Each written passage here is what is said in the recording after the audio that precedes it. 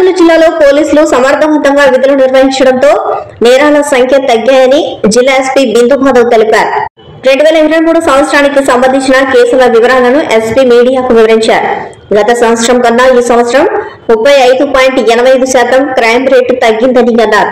2023 సంవత్సరంలో 7,877 కేసులు నమోదు కాగా 2024 సంవత్సరంలో 5,053 కేసులు నమోదయ్యాయని అన్నారు. జిల్లా వ్యాప్తంగా 5,65,02,791 రూపాయల ప్రాపర్టీ అపహరణకు గురికాగా 3,67,54,902 రూపాయలు విలువ గల ప్రాపర్టీ రికవరీ చేయడం జరిగిందని తెలిపారు.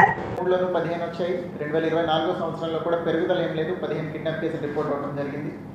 అట్లనే ప్రాపర్టీ అఫెన్సెస్ 2023 సంవత్సరంలో డెకాయిటీలు అసలు రిపోర్ట్ కాలేదు. 2024లో ఒకటి రిపోర్ట్ అయింది. రాబరీలు 2023లో 2 రిపోర్ట్ అయితే 2024లో 4 రిపోర్ట్ అవడం జరిగింది. థెఫ్ట్ కేసెస్ 23 సంవత్సరంలో 149 రిపోర్ట్ అయితే 24లో 138 రిపోర్ట్ అయ్యి. అట్లనే హౌస్ బ్రేకింగ్స్ బై డే 27 2023 సంవత్సరంలో రిపోర్ట్ అయితే 24లో 25 రిపోర్ట్ అవడం జరిగింది. హౌస్ బ్రేకింగ్స్ బై నైట్ 122 కేసులు 2023 సంవత్సరంలో రిపోర్ట్ అయ్యాయి. 113 కేసులు 2024 సంవత్సరంలో రిపోర్ట్ అయ్యాయి.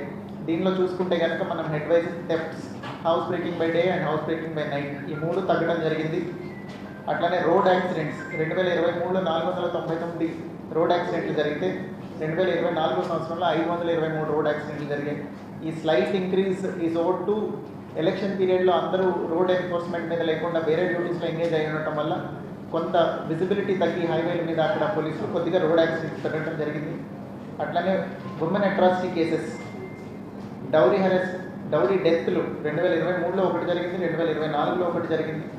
రేప్ కేసెస్ 2023లో 12 రిపోర్ట్ అయితే 2024లో 10 మాత్రమే రిపోర్ట్ అవ్వడం జరిగింది.